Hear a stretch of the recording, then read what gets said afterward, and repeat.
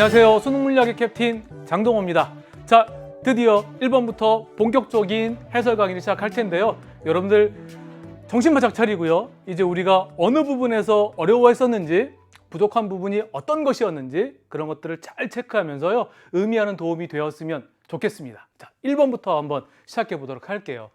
1번은 전자기파 ABC를 이용한 장치들이 제시가 됐어요. 그리고 마이크로파, 자외선, 적외선 어떠한 전자기파를 이용한 것인지를 짝짓는 문제였습니다. 한번 봅시다. 첫 번째 그림은 물체 온도를 측정할 때 A를 이용하는 온도계, 우리가 요즘도 체온을 잴 때 몸에서 나오는 적외선을 통해서 우리 체온을 측정을 하잖아요. 그러니까 요 A라고 하는 것은 적외선을 얘기하는 것일 것이다. 충분히 알 수 있고요. 두 번째, 음식을 데울 때 B를 이용하는 전자레인지, 우리가 전자기파를 파장에 따라 구분하고요. 각각의 전자기파가 어떻게 쓰여지고 있는지 많이 학습을 했습니다. 물 분자를 진동하게 해서요. 음식을 데워서 우리가 이용하는 전자레인지에 사용되는 전자기파는 마이크로파다. 충분히 알 수 있죠. 그리고 마지막 세 번째는 살균, 소독하면 자외선을 이용한다라고 하는 거 여러분 충분히 알 거예요. 그래서 A는 적외선, B는 마이크로파, C는 자외선. 정답 4번이 되겠습니다. 자, 두 번째 문제는요. 도체와 반도체의 에너지띠에 대해서 학생 ABC가 이야기하고 있습니다. 옳게 말한 학생이 누구냐? 우리 A부터 한번 볼까요? A는 도체의 원자과 띠에 있는 전자의 에너지는 모두 같아 라고 했습니다. 에너지띠예요. 우리 눈에 보이기에는 띠로 보이지만 사실은 이 도체 원자과 띠에는요. 수많은 에너지 값을 가지고 있는 에너지 준이라고 표현하죠. 그것들이 이렇게 미세하게 나뉘어져 있는 거예요. 그렇죠? 그것들이 많이 겹쳐져 있다 보니까 하나의 띠의 형태로 보이는 것이다. 그래서 학생 A, 에너지가 모두 같다. 이건 틀린 표현입니다. 에너지가 연속적이다 라고 하는 표현이 맞겠죠. 학생 B 볼까요? 반도체에서 전자가 원자과 띠에서 전도띠로 전이하려면 여기 있던 전자가 이렇게 전이하기 위해선 이 띠간격에 해당하는 에너지를 흡수해야 되고요. 이 전자가 있던 자리는 양공이 된다라고 하는 설명입니다. 맞아요. 학생 C, 전기전도성은 반도체가 도체보다 좋아라고 이야기했는데 이러한 전기전도성을 결정하는 것은 전도띠에 있는 전자들의 개수예요. 도체들은 원자과 띠와 전도띠가 거의 겹쳐 있습니다. 구조적으로 전도띠의 전자가 많을 수밖에 없어요. 그래서 전기전도성은 도체가 반도체보다 좋죠. 학생 C는 틀린 설명을 하고 있습니다. 정답은 2번이 되겠고요. 자, 3번 문제는 파동이 시간이 0인 순간과 시간이 t0인 순간 그때 파동의 모습이 보여지고요. 그 다음에 여기에서 파장과 진동수를 구해라 라고 하는 문항입니다. 지금 이 그림에서 우리가 딱 확인할 수 있는 건 이게 진폭이고요. 그렇죠? 그 다음에 여기부터 여기까지 한 번 진동 이렇게 표현하죠. 요 D 이것이 파장이다 라고 하는 거예요. 그래서 첫 번째 그림에서 파장은 쉽게 구할 수가 있겠고 그 다음에 진동수를 구하려고 하면 여러분들 아마 머릿속으로 그런 생각을 했을 거예요. 이 오른쪽에 있는 그림이 요 X가 아니라 시간에 대해서 만약에 그림으로 나왔다라고 한다면 주기를 구하고 그 주기의 역수를 통해서 진동수를 구해내면 좋았겠다라는 생각을 했을 텐데 오른쪽 그림은 뭐냐면 시간이 0에서 t0인 순간까지 파동이 진행한 후의 모습이 제시가 됐어요. 그러니까 이 모습을 통해서 우리가 이 진동수를 어떻게 구할 것이냐를 고민을 했어야 되죠. 이거 봐요. 자, 일단 파동의 속력이다 라고 하는 것은 시간분의 이동한 거리예요. 그래서 우리가 파동에 설명할 때는 한 주기 동안에 한 파장만큼 간다.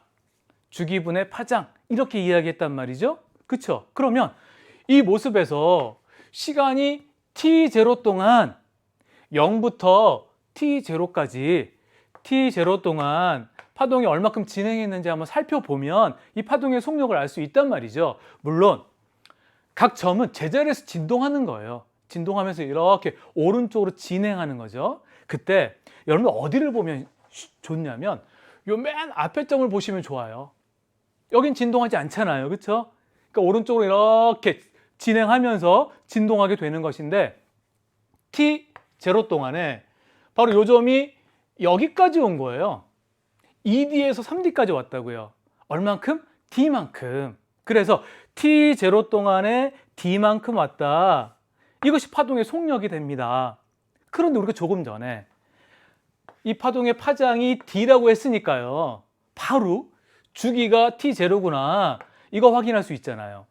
그렇죠? 자, 주기가 t0다. 그러면 진동수다라고 하는 것은 주기와 역수 관계거든요. 그래서 진동수는 주기와 역수 관계니까 t0분의 1이다. 이렇게 구해낼 수가 있는 것입니다. 정답은 그래서 2번이 되는 거예요. 됐어요? 자, 그러면 네 번째 문제 갑시다. 네 번째 문제는 A와 B가 충돌한다. 그리고 충돌 과정에서 요 위치에 대한 그래프가 제시가 됐습니다. 그렇죠? 그리고 문제에서 물어보는 것은 A와 B의 질량을 MA, MB라고 할 때 그 비율이 얼마겠는가라고 하는 거예요. 자, 두 물체가 나오고요. 두 물체가 충돌하게 되면 충돌 전과 충돌 후에 운동량의 합이 보존된다라고 하는 것은 우리가 꼭 기억해야 되고 문제에 적용해야 되겠다라고 하는 생각을 하셔야 됩니다. 자, 일단 B는 충돌 전에 정지하고 있었어요. 그 다음 A는 오른쪽 방향으로 진행합니다. A의 속도는 이 그래프에서 읽어낼 수 있죠. 이 바로 그래프에서의 기울기가 속도가 됩니다. 그래서 여기서 충돌을 했으니까요. 충돌 전에 A의 속력은 T분의 D가 되겠네요. 그렇죠? 우리 그것을 VA라고 한번 놔볼게요. VA는 충돌 전에 T분의 D 이런 속력으로 와서 B하고 충돌을 합니다. 충돌을 했어요. 그 다음에 A와 B는 각각 이렇게 진행하게 될 텐데 지금 A는 충돌한 후에 왼쪽 방향으로 가네요. 그렇죠? 튕겨져 나가는 거야. 이렇게.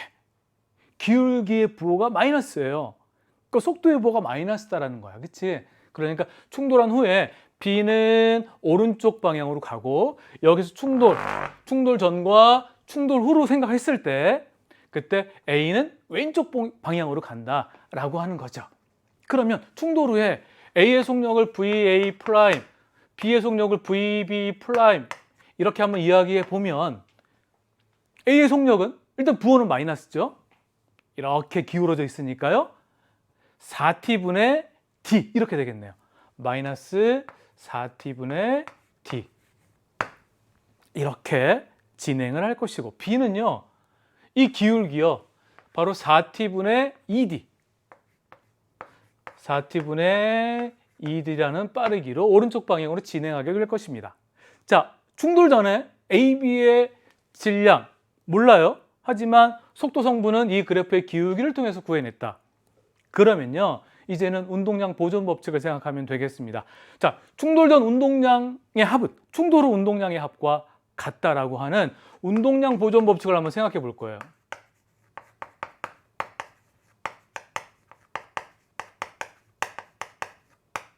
자, 충돌 전 A의 운동량은 A의 질량을 MA라고 한다면 MA 곱하기 VA. 그렇죠? 그런데 VA는 T분의 D예요. 그 다음에 B의 운동량은 0이죠. 이게 충돌 전 운동량의 합. 충돌 후 A는 왼쪽 방향으로 갑니다. 왼쪽과 오른쪽은 구분해야 되죠. 마이너스 M 4T분의 D요. 플러스 B의 운동량은 M, B, 그 다음에 4T분의 2D 이렇게 됩니다. 이 식을 정리하게 되면 MA와 MB의 관계가 나오지 않을까요? 봅시다 한번. 지울 수 있는 거 한번 다 지워버리고요. T 이렇게 지우고 D도 이렇게 지우고요. 그렇죠? 요거 이렇게 약분하면 1, 2가 되겠다. 그러면 이렇게 넘어가면 플러스가 되고 4분의 5 MA는 MB는 2분의 1 MB가 돼요. 그래서 약분을 하게 되면 이렇게 지워지고 이렇게 됩니다. 그러니까 MB는 2분의 5 MA가 되겠네요. 그쵸? 자, 문제에서 물어본 거 한번 체크를 해봅시다. 문제에서 물어본 건 바로 MA 분의 MB 이것이 얼마겠는가 라고 물어봤으니까요. 이렇게 MA 분의 자, MB는 2분의 5 MA예요. 그래서 2분의 5 MA 하면 MA 이렇게 지워지고 남는 것은 2분의 5가 되겠다. 그래서 정답은 1번이 되겠습니다. 충돌 전과 충돌 후에 운동량의 합이 보존된다는 것을 기억하고 이 그래프를 통해서 속도를 구해낼 수 있다는 생각만 하면 계산 과정이 조금 있지만 어렵지 않게 문제를 구해낼 수 있었을 거예요. 자, 5번 문제 갑시다. 5번 문제는 열기관에 대한 문제가 출제가 됐습니다. 열기관 A와 B가 있는데요. 그때 한 일과 방출한 열에 대한 정보가 제시가 됐습니다. 그리고 열 효율에 대해서 문제에서 제시하고 있어요. 열 효율은 A가 B의 2배이다. 이렇게 이야기하고 있는데 열 효율을 이야기하려면 한 일, 방출한 열 이것도 중요하지만 흡수한 열도 중요해요. 그렇죠? 그래서 표를 조금 더 확장해서 그려볼게요. 여기다가 이렇게 물론 문제에서 문구도 있죠. 흡수한 열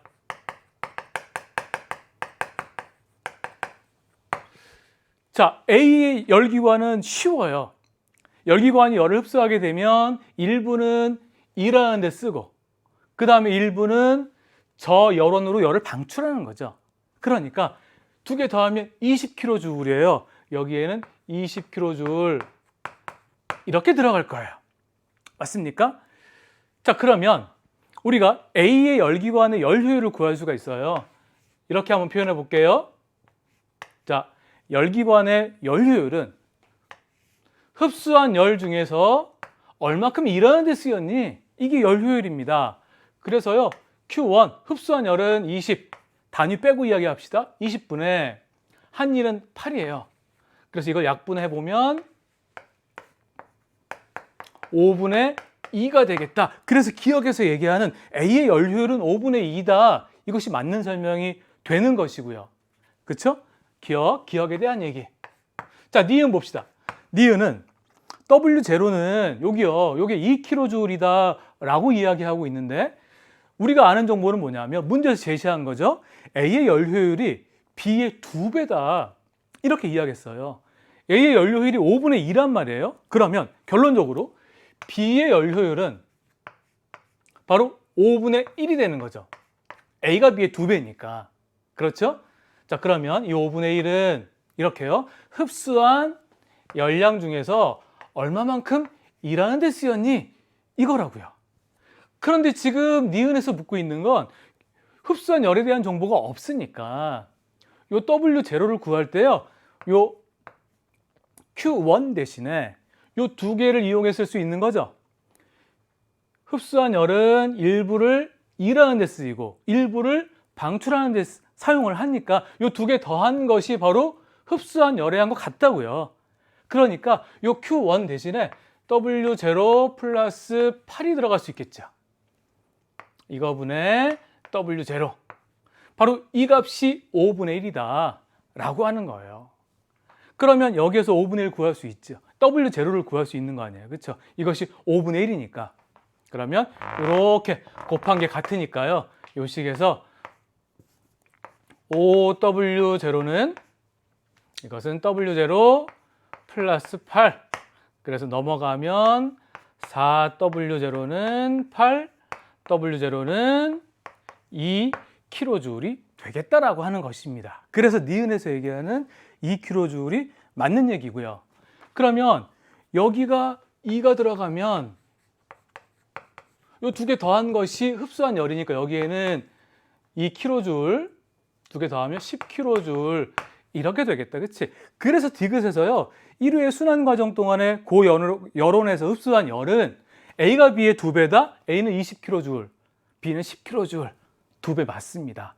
그래서 기억, 니은, 디귿이 다 맞는 정답이 5번이 되겠는데요. 열기관에 대한 열 효율을 구하는 조금 새로운 방식으로 구하는 문제가 출제가 됐습니다. 한번 체크를 하고 넘어가자고요. 그 다음에 6번 문제는 쿨롱의 법칙을 이용해서 여러분들이 한번 식을 이렇게 나열해 봤으면 좋았겠다 싶은 문항입니다. 이렇게 문제가 출제가 될 수 있어요. 충분히. 일단 A, B, C라고 하는 점전하가 양전하예요. 플러스 전하인데 여기 고정되어 있어요. 그 다음에 이제 문제에선 두 가지 정보가 제시가 됐는데요. A와 C가 B에 작용하는 전기력이 0이다라고 하는 아주 중요한 정보가 제시가 됐습니다. 첫 번째 정보 보세요. A, B, C는 전부 다 양전하예요. 그러니까 서로가 서로에게 밀어내는 청력이 작용한다고요. A가 B에게 밀어내는 힘을 이렇게 표시해 볼까요? FAB라고 한번 해볼게요. 자, 그 다음에 C도 B를 이렇게 밀어내는 청력이 작용할 것이다. FCB라고 한번 해보자고요. 이 두 힘의 크기가 같다. 그렇기 때문에 B가 받는 전기력이 0이 되는 거예요. 그러면 쿨롱의 법칙을 통해서 한번 이 식을 나열해 보자고요. 보세요. 요 AB는 A가 B에게 작용한 전기력의 크기는 쿨롱 법칙을 이야기하면 K 거리 제곱의 반비례 D 제곱 그 다음에 QA, QB가 됩니다. 그렇죠. 그 다음에 C가 B에 작용하는 요 힘, 요 전기력은 FCB 이렇게 썼죠. 상수 하나 써주고요. 거리는 ED만큼 떨어져 있어요. 거리 제곱 4D제곱 Q1, Q2인데 QB, QC 이렇게 됩니다. 이 크기가 어떻다고요? 이 크기가 같다고요. 같아서 B에게 작용하는 전기력의 크기가 0이 되는 거예요. 자, 이 힘과 이 힘이 같다. 이렇게 놓으면 우리가 요 전하량의 크기를 비교할 수 있거든요. 봅시다. 한번 지워봐요. K 지우고 D제곱 지우고 QB 지우게 되면 남는 게 뭐냐면 QA는 4분의 QC다. 그쵸? 그러니까 QC는 이렇게 넘어가면 4QA다라고 하는 A와 C의 전하량의 크기를 비교할 수가 있게 됩니다. 일단 이 둘의 크기를 이렇게 비교하자고요. 됐죠? 자, 두 번째 정보입니다. 두 번째 정보는 뭐냐면 이번에는 B가 A에 작용하는 전기력의 크기. 자, B가 A 플러스니까 밀어내는 청력이 작용할 거예요. 이렇게 표시합시다.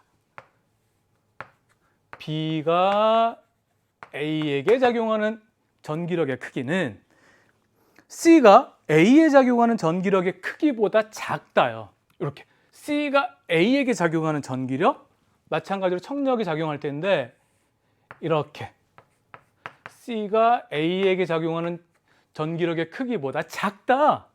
이런 정보가 제시가 됐고요. 이제 문제에서 요구하는 건 A, B, C의 전하량의 크기를 비교해라 라고 하는 것이거든요. 그러면 이것도 한번 쿨롱의 법칙으로 한번 놔보자고요.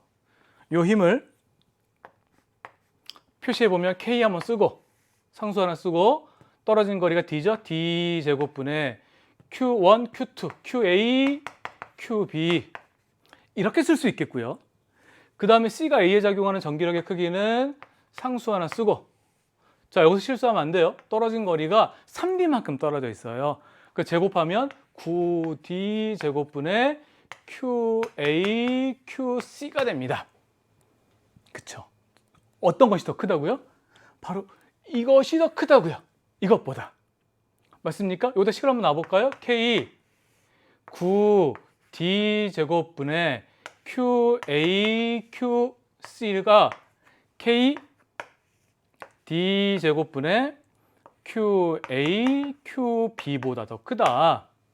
우리가 여기서 비교하고 싶은 건 전하량의 크기를 비교하는 것이니까 일단 지울 수 있는 거 한번 지워보고요. 양변에서 K 지우고 D 제곱 지우고요. A도 이렇게 A의 전하량의 크기도 지워버리게 되면 요 QC는 뭐보다 크냐면 넘기면 QB의 9를 곱한 것보다 더 크다는 거예요.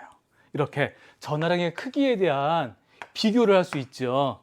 자, 여기에서는 QC는 C의 전하량은 A의 전하량의 4배이다. 이렇게 이야기했고, 두 번째 주어진 정보에서는 C의 전하량은 B의 전하량 9배보다 더 크다. 그쵸? 그럼 전하량의 크기 비교하면 누가 제일 커요? C가 제일 크고, A와 B를 비교했을 때는 A가 더 큰 거죠. 그쵸? 그래서 QC, QA, QB가 되는 정답이 4번이 되겠습니다. 이것도 시간이 조금 걸렸을 거예요. 그쵸? 이렇게 식을 전개하면서 문제를 풀어내려면. 하지만 이런 연습은 꼭 해둘 필요가 있겠어요. 자, 다음 페이지로 가서요. 7번 문제로 갑시다. 특수상대성 이론에 대한 것인데요.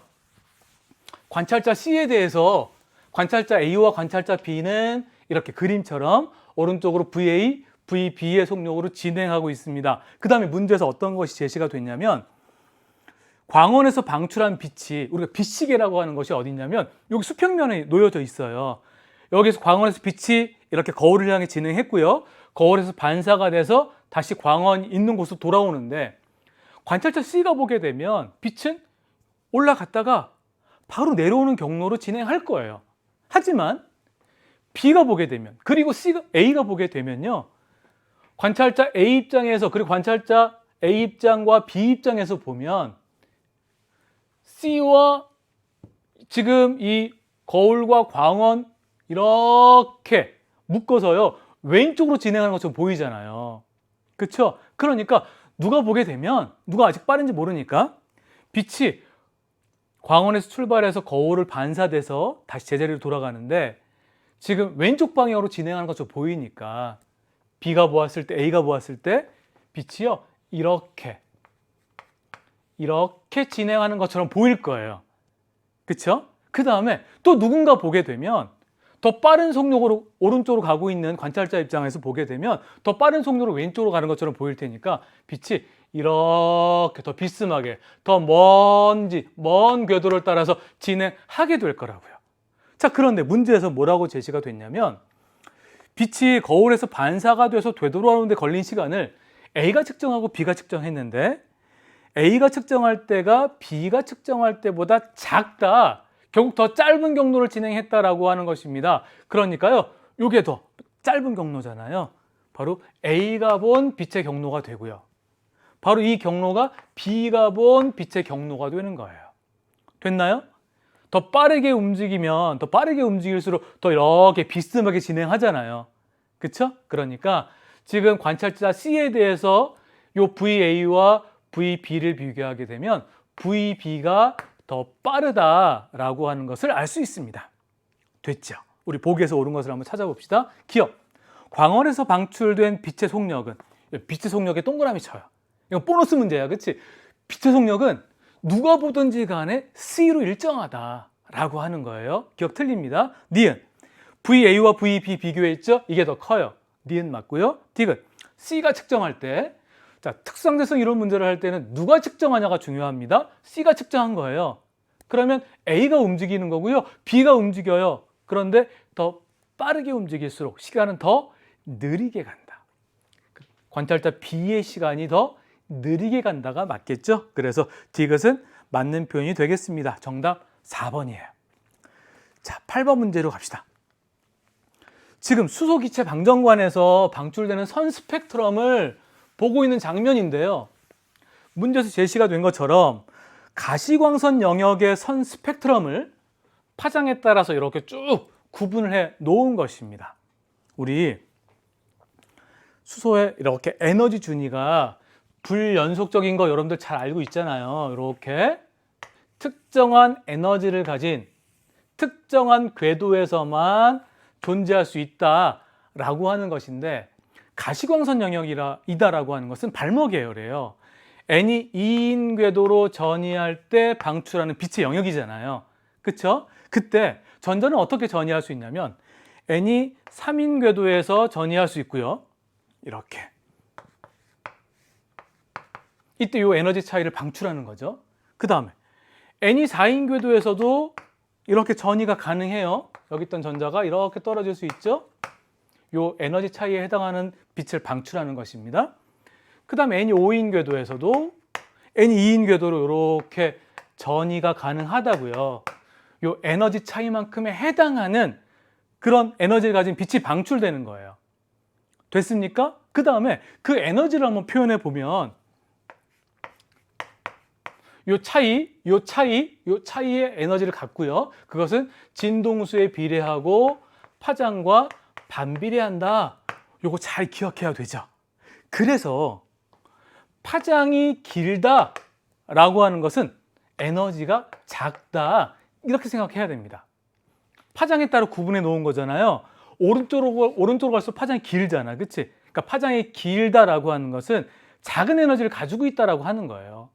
그러니까 요 가시광선은 바로 N이 에너지가 차이가 제일 작은 건 바로 N이 3에서 N이 2인 궤도로 전이할 때 방출하는 빛이니까 N이 3에서 2로 전이할 때 방출하는 선 스펙트럼입니다. 그럼 요거는 N이 4에서 2로 전이할 때, 자 P는 N이 5에서 2로 전이할 때, 문제에서는 친절하게 이걸 가르쳐 줬어요. 됐습니까? 자, 이걸 가지고 문제를 한번 풀어보자고요. 기억입니다. 수소 원자 에너지 준위는 이렇게 불연속적이어야 돼요.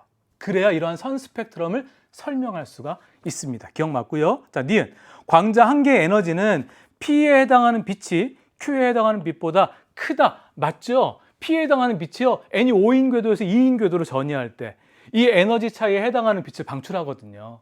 그쵸? 니은 맞습니다. 디귿 Q는 요거요, N이 4인 궤도에서 N이 2인 궤도로 전이할 때 방출하는 그런 스펙트럼 선이다. 맞는 이야기가 되겠습니다. 기억, 니은, 디귿이 다 맞아요. 정답 5번 확인합니다.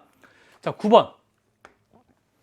지금 연력학 법칙에 대한 이야기가 나왔습니다. 지금 상황이 세 가지거든요. 첫 번째 상황은 이렇게 이산기체가 들어있고요.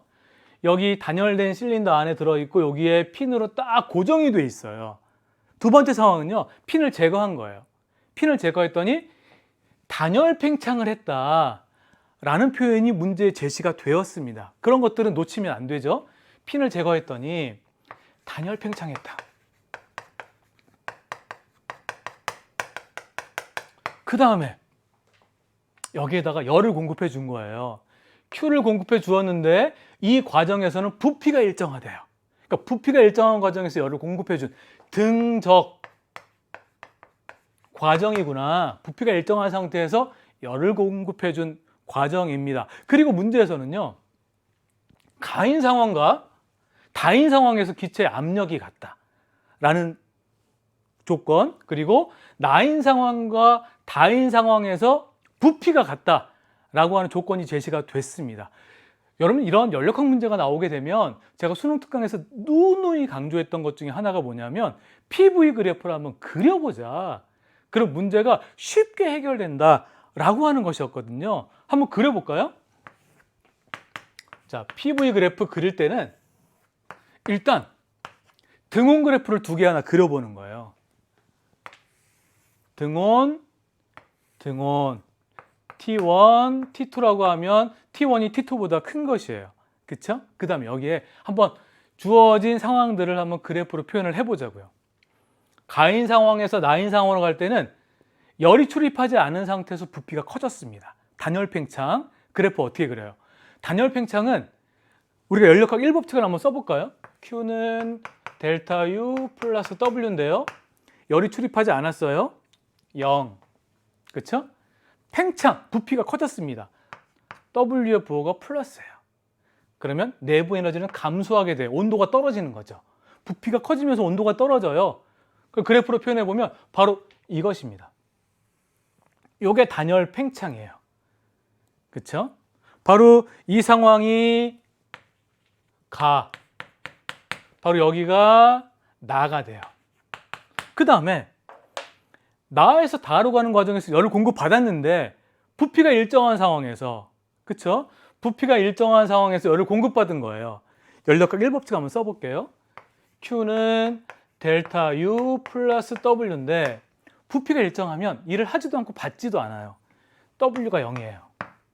그러면 공급받은 열 모두 내부 에너지 변화에 사용이 된 것입니다. 온도가 높아진 거죠. 그러니까 그래프로 표현해 보면 부피가 일정한 상태에서 온도가 높아지니까 위로 올라갈 텐데 문제에서는 압력이 가의 압력과 똑같다. 그렇게 제시를 했어요.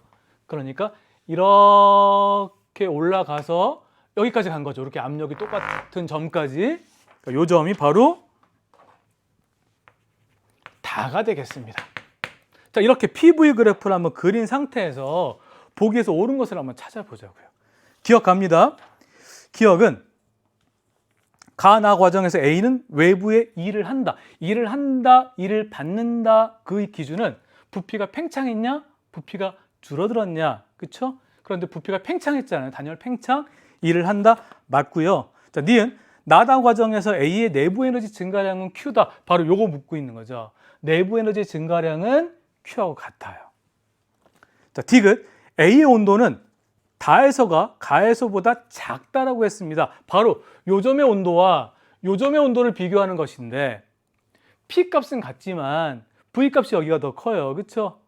그러니까 PV는 온도에 이렇게 비례하기 때문에 P가 같지만 V가 크면 부피가 크면 온도가 높은 거예요. 여기가 온도가 더 크다, 높다라고 이야기하는 거죠. 디귿은 틀린 설명이 되겠습니다. 정답은 기억과 니은이 맞는 3번이 되겠네요. 자, 10번 문제로 갑시다. 10번 문제는 지금 LED를 전원장치에 연결하고요. 전원장치에 연결했더니 전류가 흘렀다는 이야기죠. 흘러서 지금 이 LED에서 빛이 방출되고 있다라는 거예요. 그 말은 뭐냐면 이 발광다이오드가 전원장치에 순방향 연결이 되어 있다. 그렇기 때문에 이 안에 있던 양공과 전자가 접합면으로 이동해서 결합하는 과정에서 빛이 방출한다. 이렇게 여러분들이 해석을 해야 되는 것이거든요. 자, 그런데요. 문제에서는 이 X에 대한 것을 확대해서 이렇게 보여주었어요. 저머듐에다 인듐을 도핑한 거예요. 인듐이 13족인지 15족인지 제가 암기할 필요 없다라고 여러분들에게 누누이 강조를 드렸거든요. 그렇죠? 그래서 이 그림을 보고 우리가 판단하는 거죠. 여기 전자가 채워지지 못한 구멍이 있구나.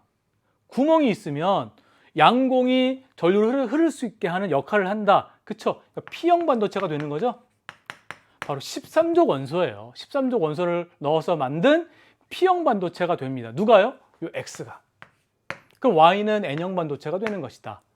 맞아요? 그러면 이 발광다이오드를 전원장치에 연결하고 순방향으로 연결했다라고 하는 의미는 P형 반도체에 플러스 극이 연결되고 N형 반도체에 마이너스 극이 연결된 것이고요. 그때 이 반도체 내에서 양공과 전자의 움직임을 살펴보면 이 X에 있는 양공은 접합면 쪽으로 이동하고 Y에 있는 전자도 접합면 쪽으로 이동해서 결합하는 거죠.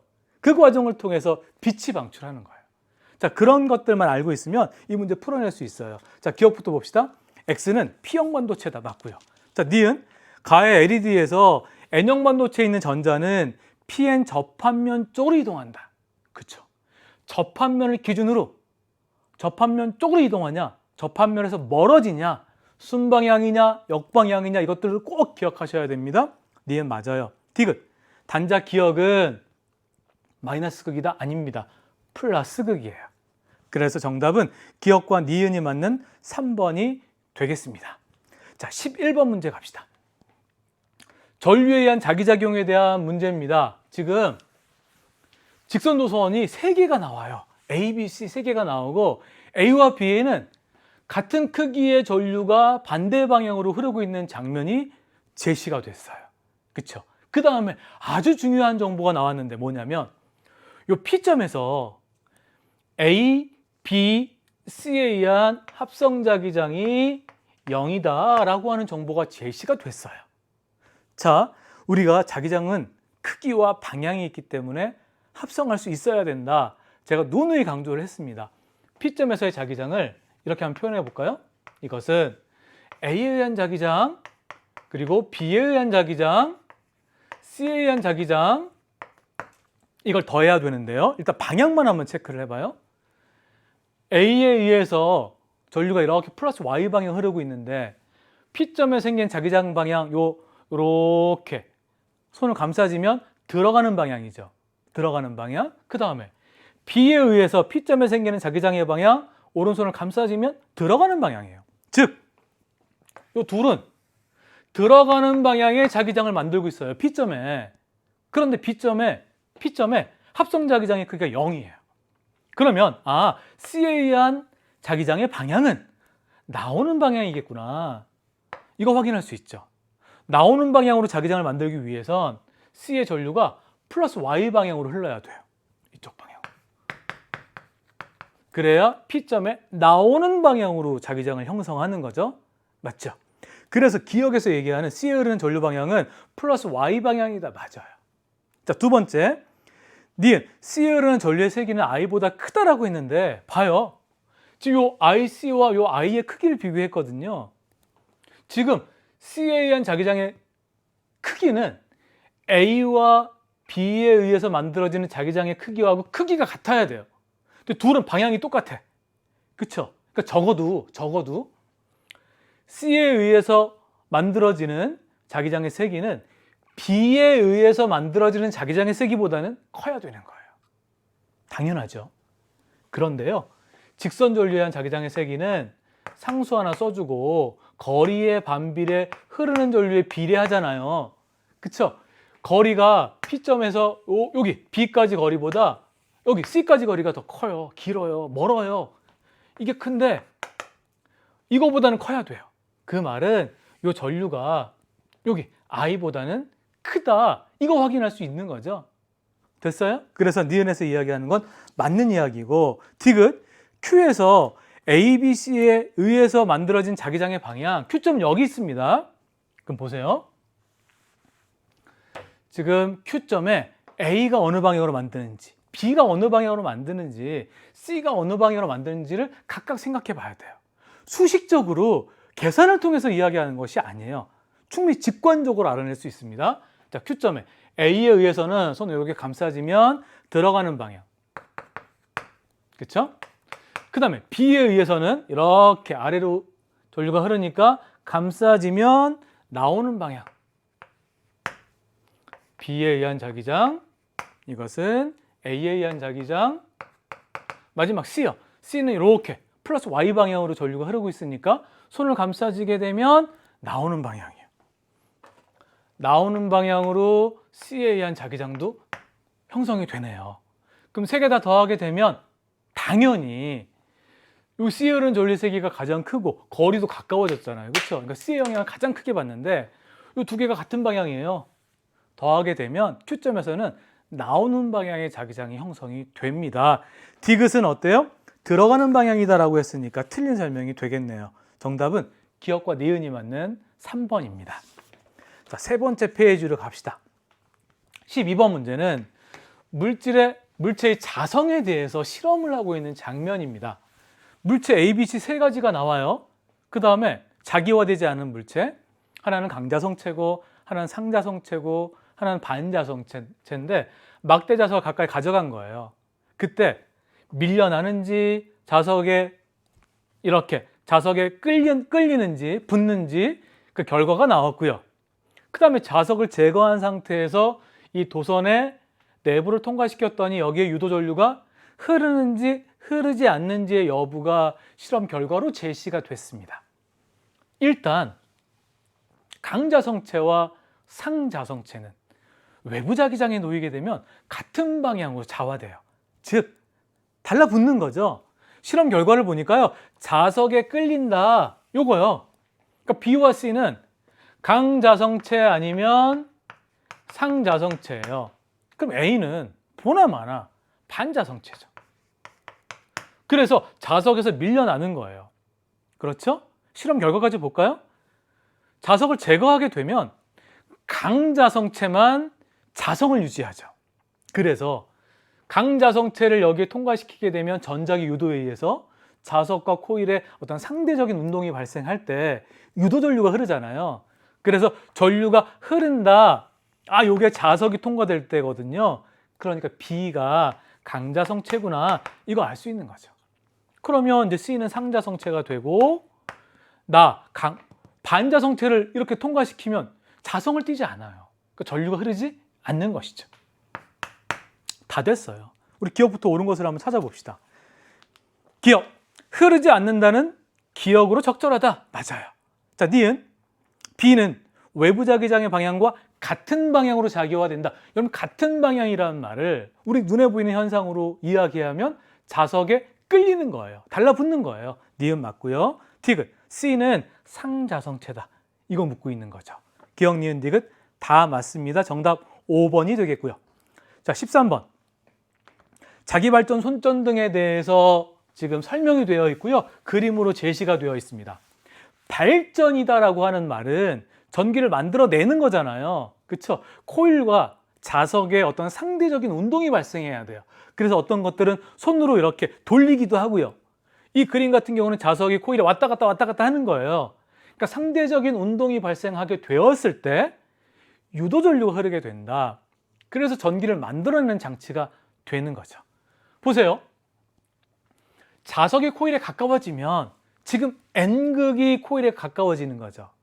우리 이렇게 자석 주변에 자기장을 이렇게 화살표로 그리는 연습했었는데, 자기력선이라고 부르는 거. N극에서는 이렇게 나가는 방향. 그렇죠? 그러니까 이 자석이 코일에 가까워지게 되면 코일을 통과하는 자기력선의 수가 증가하게 돼요. 그렇죠? 그것을 어떻게 표현했냐면, 코일에 가까워지면 자석에 의해 코일을 통과하는 자기선속이 증가하고, 그렇죠? 이렇게 표현한 거예요. 그럼 코일에는 그 변화를 방해하는 방향, 렌츠 법칙이죠. 지금 왼쪽 방향으로 자속이 증가하니까 증가하지 마, 이렇게 된다고요. 그러니까 이렇게 오른쪽 방향으로 이렇게 자기장이 유도가 된다라고 생각하면 됩니다. 이것을 유도하기 위해서 뭐가요? 유도 전류가 흐르는 거죠.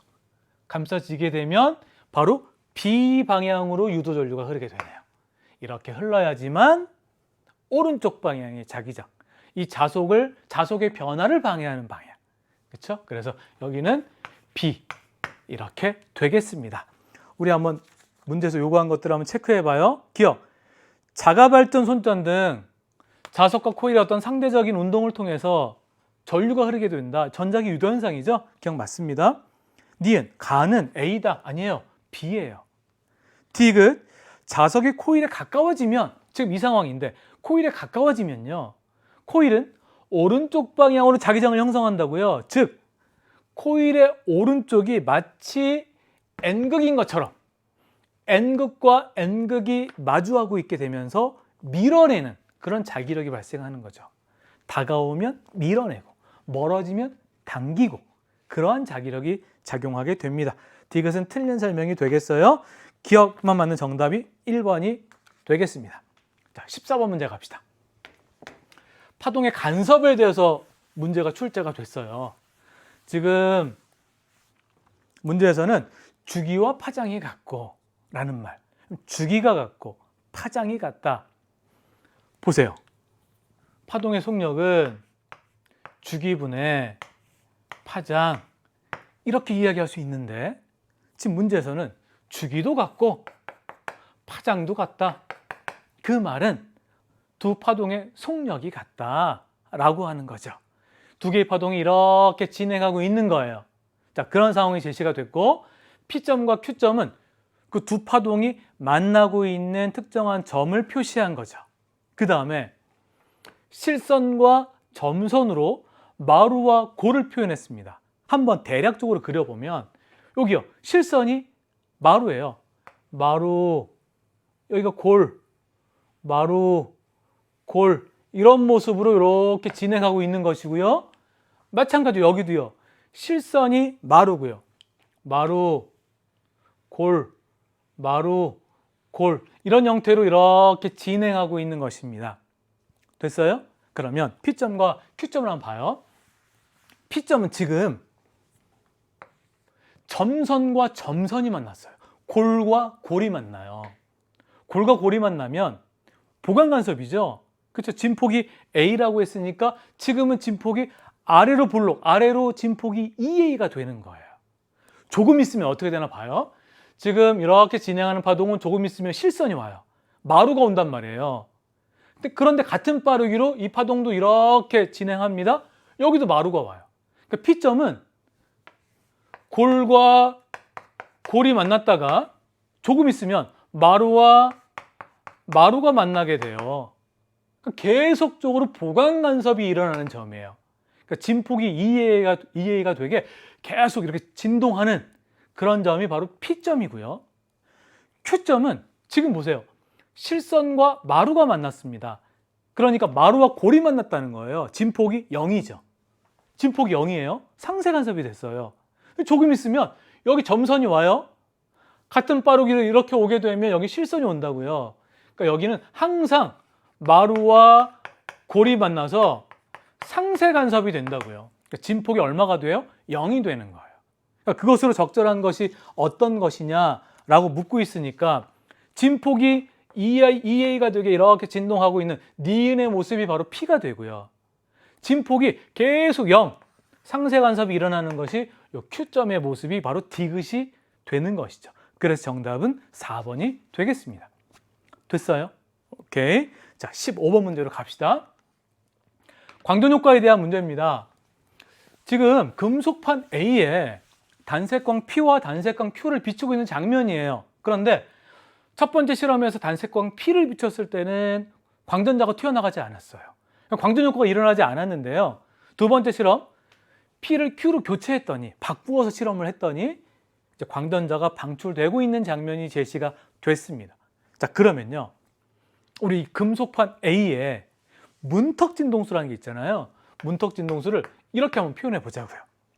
광전자가 튀어나가기 위해선, 즉 광전 효과가 일어나려면 이 비추어진 빛의 진동수가 문턱진동수보다는 커야 되는 거죠. 첫 번째 실험은 문턱진동수가 더 큰 거예요. 이래서 광전 효과가 일어나지 않는 것입니다. 그렇죠? 그런데 문턱진동수가 F0인 금속판 A에 단색광 Q의 진동수를 이렇게 한번 표현해 볼까요? 비추었더니 광전자가 튀어나갔어요. 그 말은 Q의 진동수가 문턱진동수보다는 크다라고 하는 거예요. 됐나요? 자, 그 다음에요. 이런 광전 효과가 어떤 의미가 있는 것입니까? 빛이 하나하나의 알갱이로 이루어졌다라고 하는 입자성을 증명한 실험, 그 공로를 인정받아서 아인슈타인은 노벨상을 받게 된 거 아니에요? 자, 그럼 보기에서 옳은 것을 한번 찾아봅시다. 기억, 진동수는 P가 Q보다 작다. P는요, 금속판 A의 문턱진동수보다 작아요. Q는요, Q의 진동수는 문턱진동수보다 커요. 그러니까 두 개의 크기를 비교하게 되면 Q가 더 큰 거죠. 그러니까 P가 작은 거예요. 그래서 기억은 맞습니다. 자, 니은 가에서 P의 세기를 증가시키면, 빛을 바꾸지 않고 세기를 증가했다는 말은 더 많은 빛 알갱이가 들어간 거죠. 하지만 이것들의 에너지는 이건 변하지가 않아요. 이 진동수가 달라져야지 에너지가 달라지고 그래야 전자를 떼어낼 수 있는데, 이것이 달라지지 않으면 아무리 많은 빛 알갱이가 들어간다 해도 전자를 떼어내기에는 에너지가 작습니다. 그래서 광전 효과가 일어나지 않는다. 그렇죠? 그래서 니은은 틀린 얘기가 되고요. 디귿, 나에서 광전자가 방출되는 것은 빛의 입자성을 보여주는 현상이다. 광전 효과에서 가장 중요한 거죠. 그래서 디귿 맞습니다.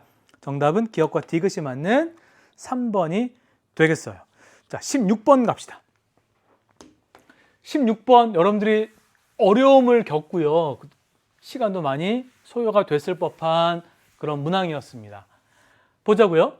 지금 A, B가 기준선 P를 같은 빠르기로 통과해요. V0, V0. 그 다음 기준선 Q가 있고요. 기준선 R이 있습니다. 같은 시간 동안에 A는 여기요. 요 점을 통과하고요. 기준선 Q를 같은 시간 동안 이렇게 움직여서 자동차 B는 기준선 R을 통과하게 됩니다. 이렇게 문제가 제시가 됐어요. 그리고요, A와 B는 각각 등가속도 운동을 하는데 가속도의 크기가 같아요. 가속도의 크기가 A로 같다. 그렇죠? 그런데 방향은 반대이다. 즉, 여러분 이 자동차 A, B는 오른쪽으로 이동하고 있죠. 운동 방향이 오른쪽이에요. 가속도의 방향이 만약에 운동 방향과 같으면 자동차는 빨라지는 거죠. 방향이 같으면 빨라지고요. 가속도의 방향이 운동 방향과 반대가 되면 느려지는 거죠. 그렇죠? 그래서 같은 시간 동안에 A는 요만큼 가고 B는 이만큼 갔다라고 하는 것은 지금 B는 빨라지고 있고요. A는 느려지고 있다라고 하는 것이기 때문에 A의 가속도 방향은 왼쪽, B의 가속도 방향은 오른쪽, 크기는 A 똑같습니다. 이런 상황이에요. 그리고 문제에서는 이 A가 얼마냐? 가속도를 물어보고 있어요. 여러분들이 가속도를 구한다라고 생각하면 아마 가장 많은 친구들이 등가속도 운동 VT 그래프 한번 그려볼까? 라는 생각을 했을 거예요. 잘했어요. 그 생각을 해야 되는 거예요. 가장 많이 문제를 푸는데 쓰임새가 있거든요. 그래서 우리 VT 그래프를 한번 그려보려고 해요. 봐요. 그 다음에 이제 문제에서 주어진 정보는 뭐냐면 여기 기준선 Q점과 R점을 통과할 때 빠르기에 대한 정보가 나왔는데 요게 V고 속력이 3배다 라고 했죠. 속력이. 지금 요 속력을 V라고 하면 여기 속력은 3V 이렇게 되는 거죠. 그렇죠? 속력이 B가 A의 3배다라고 하는 정보가 제시가 됐으니까요. 자, VT 그래프를 한번 그려봅시다. VT 그래프를 그리고 나서 그 그래프의 기울기를 통해서 문제에서 요구한 요 가속도를 구할 생각이에요. 괜찮아요? 자, 그려봅시다.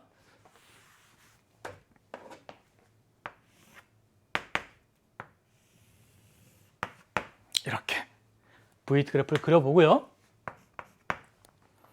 처음 속도가 처음이라고 하는 건 요 기준선 P를 통과할 때 자동차 A와 B가 똑같아요. V0 이렇게 똑같습니다. A는 느려졌고요. B는 빨라졌어요. 그렇죠? 그런데 기울기의 크기가 같다라고 하는 건 가속도의 크기가 같다라고 하는 건 기울기의 크기가 같은 거죠. 그렇죠? 그래서 지금 자동차 B가 이렇게 빨라져서 여기 3V가 됐고요. 이건 B. A는 느려져서 이렇게 같은 기울기의 크기가 같은 거죠. 이렇게 돼서 요 값이 얼마? V가 됐어요. 요건 A. 됐습니까? 네. 여기 이렇게 VT 그래프를 한번 그려봤어요. 그 다음에 뭐 자동차 A가 됐든 B가 됐든 요 기울기를 통해서 문제에서 요구한 A를 구할 생각이에요. 문제 주어진 정보가 또 있는데 뭐냐면 자동차 A가 3L만큼 이동했어요. 3L. 그렇죠? 즉 VT 그래프에서 이 넓이가 3L이다. 요 넓이요. 요 사각형의 넓이. 그 다음에 B는 기준선 P부터 기준선 R까지 얼만큼? 여기 3L과 2L을 더해야 되니까 5L만큼 이동을 한 거예요. 5L. 요 넓이가 얼마? 요 넓이가 5L. 이 정보가 제시가 됐습니다. 자, 그리고요. 지금 1번, 1, 2, 3, 4, 5번을 보면 가속도의 크기가 얼마냐, 그리고 그 가속도를 어떻게 표현했냐면 L과 V0의 형태로 표현을 했습니다. L과 V0의 형태. 우리는 지금 VT 그래프를 그린 다음에 이 그래프의 기울기를 통해서 가속도를 구하려고 하는데요. 지금 이 시간은 우리가 알지 못하니까 T라고 두고요. 여기 속력을 V, 여기를 3V 이렇게 두었는데 기울기를 구하려면 시간분의, 그렇죠? 속도의 변화량, 이걸 통해서 구해야 될 거잖아요. 그러면 이 V를 V0 형태로 바꾸고요. 그 다음에 이 T도 뭐 V0나 아니면 L의 형태로 바꾸어야 되겠다. 그래야지만 1번, 2번, 3번, 4번, 5번의 형태로 가속도를 표현할 수 있겠다라고 하는 생각이 들을 수 있죠. 자, 봐요. 자, 이 사각형의 넓이가 바로 3L입니다. 이거 어떻게 구하죠? 우리 수능 특강, 우리 수능 개념에서 평균 속력을 가지고 문제를 풀면 아주 쉽다. 그리고 유용하다. 수능에서 꼭 쓸 수 있다. 그런 말씀 제가 드렸는데 봐요. 여기부터 여기까지 V0에서 V까지의 평균값은 이 중간값이에요. 그쵸? 그 값은 얼마냐면 2분의 V0 플러스 V가 됩니다. 그쵸? 그래서 그 속력으로 쭉 왔을 때 이 사각형의 넓이하고 똑같아요. 이게 평균 속력을 이용해서 넓이 구한 거예요. 이 넓이가 얼마다? 3L이다. 그럼 봐요. 첫 번째 3L은 평균 속력은 2분의 V0 플러스 V 곱하기 T 이렇게 됩니다. 두 번째요. 자동차 B요. 등가속도 운동 V0에서 3V까지 이렇게 속력이 일정하게 증가했습니다. 이때도 마찬가지로 평균 속력 이용하자고요. V0와 3V의 중간값, 요 값의 크기를 이렇게 표현해 볼까요? 2분의 V0 플러스 3V, 그렇죠? 처음값과 나중값을 더한 것을 2분의 1로 이렇게 한 거죠. 그러면 요 속력으로 쭉 일정하게 온 것과 요 면적을 구하면 이 면적이 바로 OL이다 라고 하는 거예요. 한번 해봐요. 그러면 두 번째는 OL은 2분의 V0 플러스 3V, 시간은 똑같죠? T 이렇게요. 우리가 지금 뭐 하려고 하는지 생각해야 돼. 무작정하면 안 되고요. 지금 우리는 이 그래프에서 기울기를 통해서 A를 구할 거거든요. 그런데 그 가속도의 형태가 V0와 L의 형태로 1번부터 5번까지 쭉 제시를 해 놓았기 때문에 이 T를 V0나 L의 형태, 그렇죠? 그 다음에 이 V를 V0의 형태로 바꾸어야지 이 그래프의 기울기를 통해서 문제에서 요구한 답을 구할 수가 있는 거예요. 그럼 여기에서 이 두 식을 통해서 우리가 없앨 수 있는 거, 좀 더 간단하게 할 수 있는 것들을 한번 생각을 해보자고요. 이 두 식에서요, T에 대해서 한번 식을 놔보고, 그렇죠? 한번 놔볼까요? 첫 번째 식에서 T는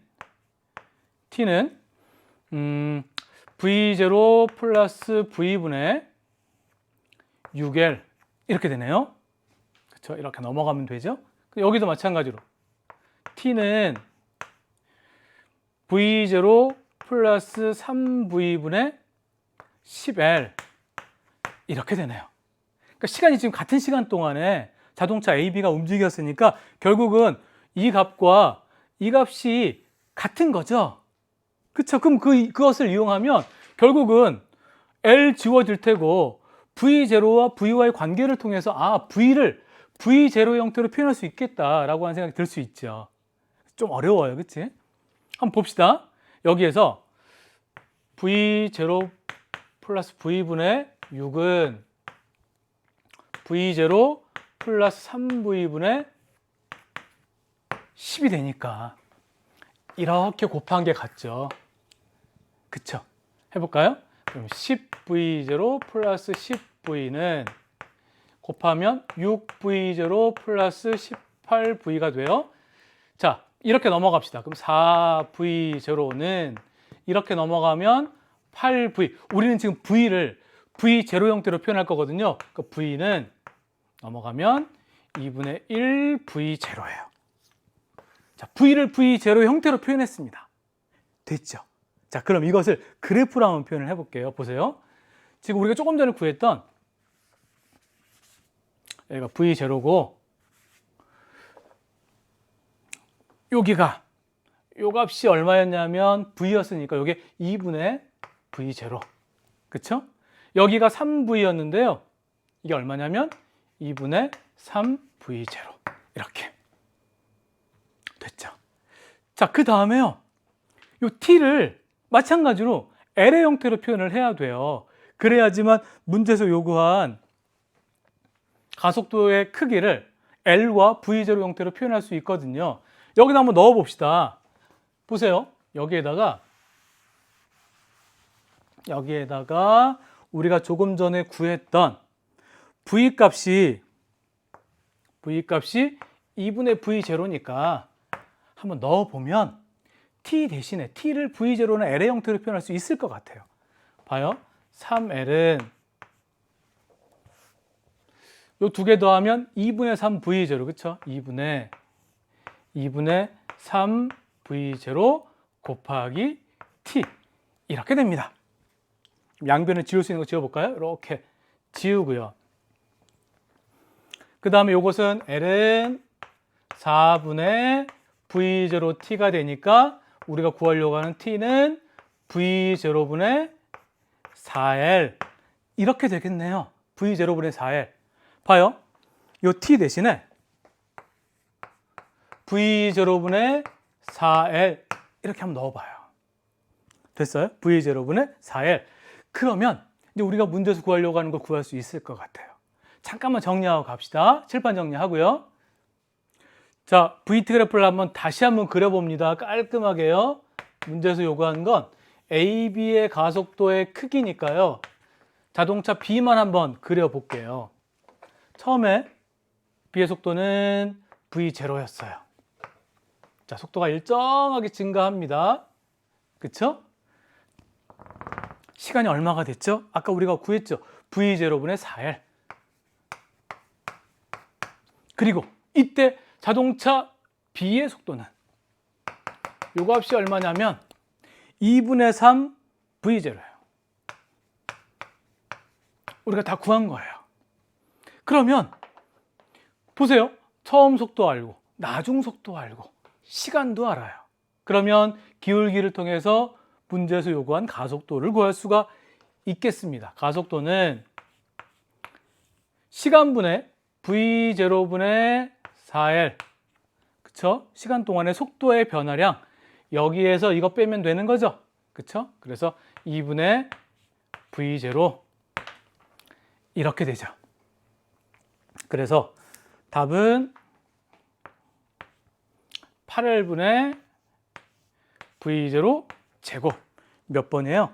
8L분의 V0 제곱 2번이 되겠습니다. 이 문제가 VT 그래프를 그려야 되겠다는 생각부터 출발해서 시간이나 문제 제시한 V나 3V 이런 것들을 V0 형태로 바꾸고 기울기를 통해서 가속도를 구해야 되겠다라고 하는 생각은 잘했는데 이 중간 과정에서 조금 실수할 수도 있는 그런 문항이기도 해요. 그리고 제가 총평에서 말씀드렸다시피 어려운 4페이지가 남아있기 때문에 심리적으로 쫓길 가능성이 있었어요. 그래서 많은 수험생들이 생각보다 그렇게 어렵지 않음에도 불구하고 시간이 많이 걸리고 심리적으로 쫓기면서 압박받으면서 문제를 풀었을 가능성이 있는 그런 문항이었습니다. 자, 마지막 페이지로 갑시다. 17번 문항이요. 전반사에 대한 것인데 이것은 우리가 굴절의 법칙이나 이런 수식적인 것으로 문제를 풀기보다는 이런 문제야말로 직관적으로 풀어야 돼요. 잘 봐요. 지금 공기에서 A로 P라고 하는 빛이 진행합니다. 그러다가 굴절을 했죠? 꺾였어요. 그 다음에 A와 C의 경계에서 어떤 일이 벌어졌냐면 전반사를 했어요. 100% 반사한 거죠? 여러분 생각해 볼래요? 전반사가 되려면 100% 반사가 되려면 두 가지 조건을 만족해야 됩니다. 첫 번째는 굴절률이 큰 데서 작은 곳으로 진행할 때 전반사가 되고요. 즉 A의 굴절률과 C의 굴절률을 비교하면 A의 굴절률이 더 커야 돼요. 두 번째, 요 입사각이 임계각보다 커야 되는 거죠. 그런 두 가지 조건을 다 만족한 거예요. 자, 그 다음에요. A를 B로 바꾸었습니다. B를 바꾸어서 실험을 했더니 지금 공기에서 B로 진행할 때 빛이 꺾였어요. 꺾였는데요. 왼쪽 그림하고 같이 봐야 돼요. 지금 이렇게 진행하는 빛의 경로가 지금 동일하죠. 그쵸? 요 굴절각이 똑같아요. 굴절각. 그 다음에 B와 C, A와 C의 경계에서의 입사각이 똑같아요. 그 여기 전반사가 되냐 안 되냐 그 여부를 묻고 있는 거예요. 잘 봐요. 지금 여기만 보면 알 수가 없는데 여길 봐야 돼요.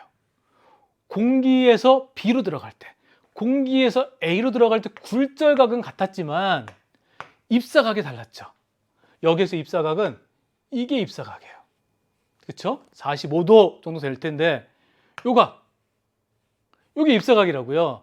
입사각이 여기가 더 크잖아요. 얼마큼 큰지는 몰라요. 그쵸? 하지만 두 개의 그림에서 우리가 알 수 있는 건 여기 입사각이 여기 입사각보다 더 큽니다. 그게 뭘 의미하냐면 빛을 원래 쭉 직진했다고 한번 가정해 봐요. 이렇게 직진해야 돼요. 그치? 여기도 이렇게 직진해야 돼. 그런데 다른 매질이 있기 때문에 꺾였는데 누가 많이 꺾였냐를 보시는 거죠. 여긴 이만큼 꺾였어요. 여기는 조금밖에 안 꺾였습니다. 여기에 비해서. 보세요. 여러분 두 매질의 경계에서 빛이 꺾이는 건 속력 차이가 나기 때문에 꺾이는 것이고, 속력 차이가 많이 나면 많이 꺾이는 거예요.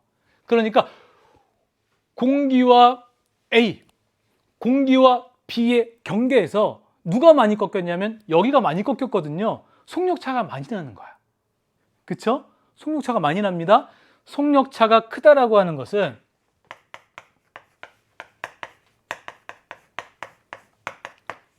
어떤 현상? 많이 꺾이는데요. 많이 꺾인다라고 하는 것은 굴절률 차이가 큰 거예요.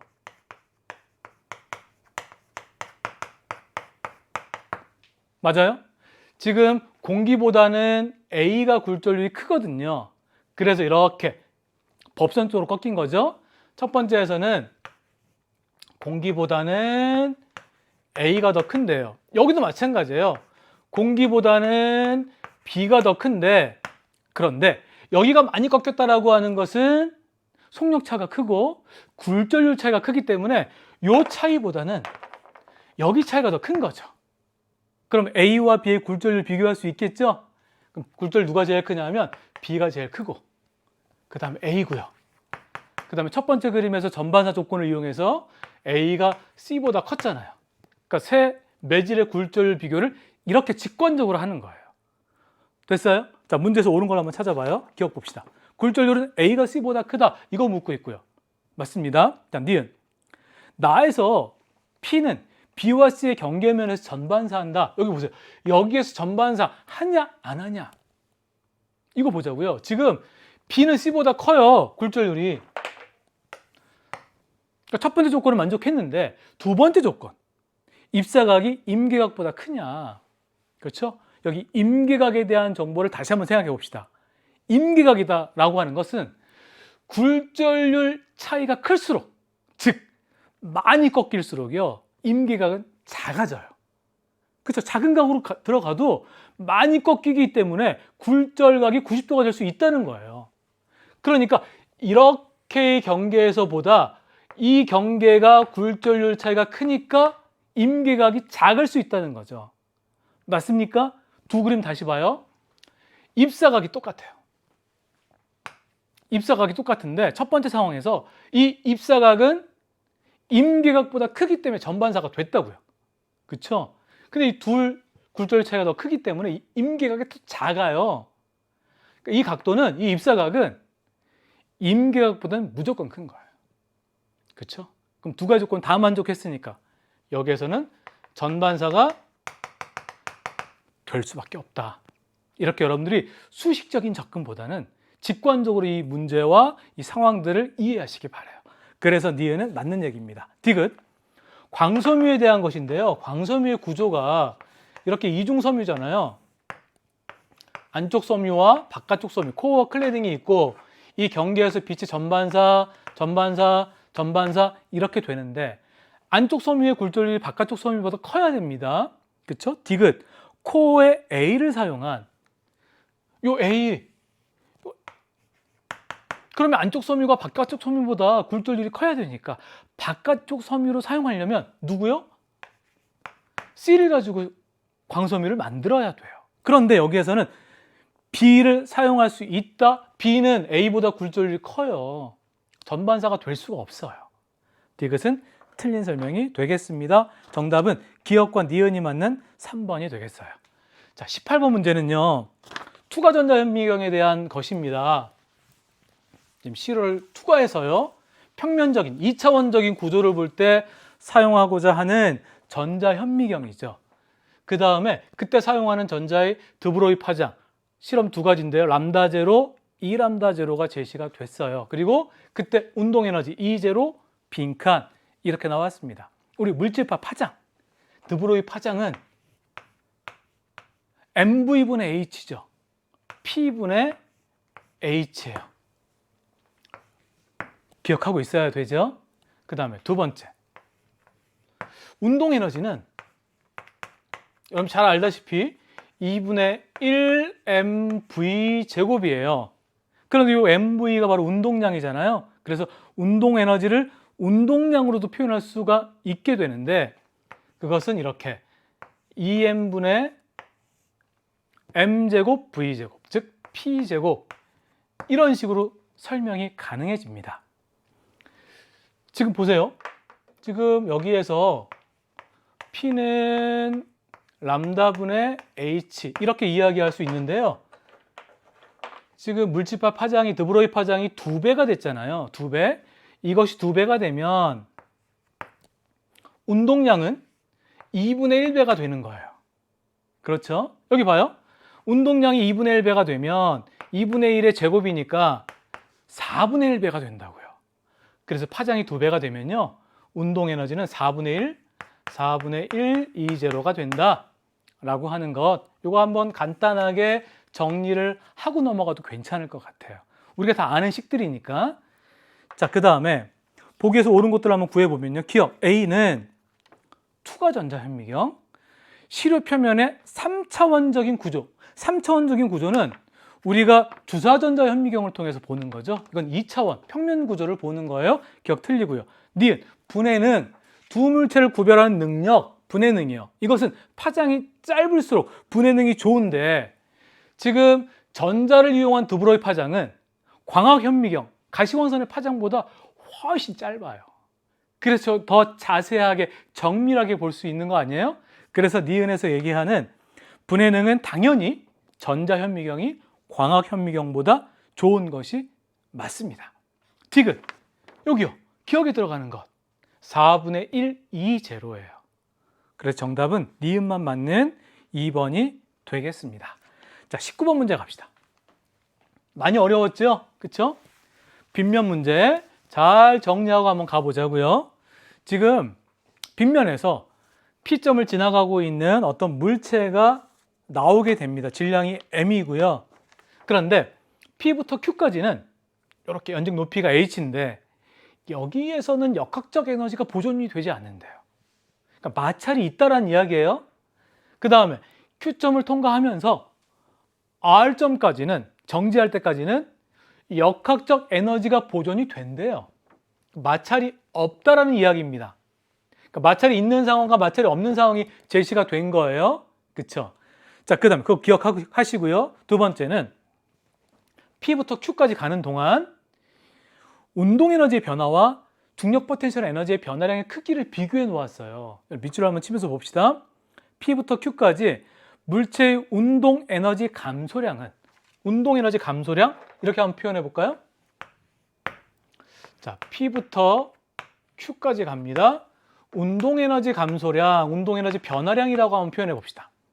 이것은 중력 포텐셜 에너지 변화량보다 3배가 더 크다, 3배이다, 이렇게 이야기했어요. 그렇죠? 3배다. 이렇게요. 그러면 또 문제에서 이제 어떤 정보가 제시됐냐면 이 높이가 h고요. 그렇죠? 그 다음에 속력에 대한 정보가 제시가 됐죠. 속력은 P에서가 Q에서보다 2배다. 이렇게. 그러니까 이때 속력을 EV로 두면 여기를 통과하는 물체 속력은 V. 이렇게 둘 수 있겠다. 그쵸? 됐어요? 오케이. 자, 그러면 한번 문제 주어진 조건을 활용해서 이 문제를 풀어가 봅시다. 운동 에너지의 변화량.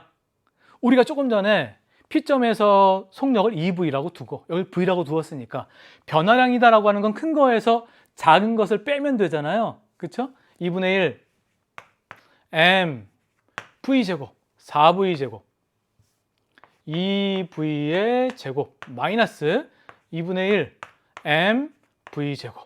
이것이 운동 에너지의 변화량입니다. 이거는 중력 포텐셜 에너지의 변화량.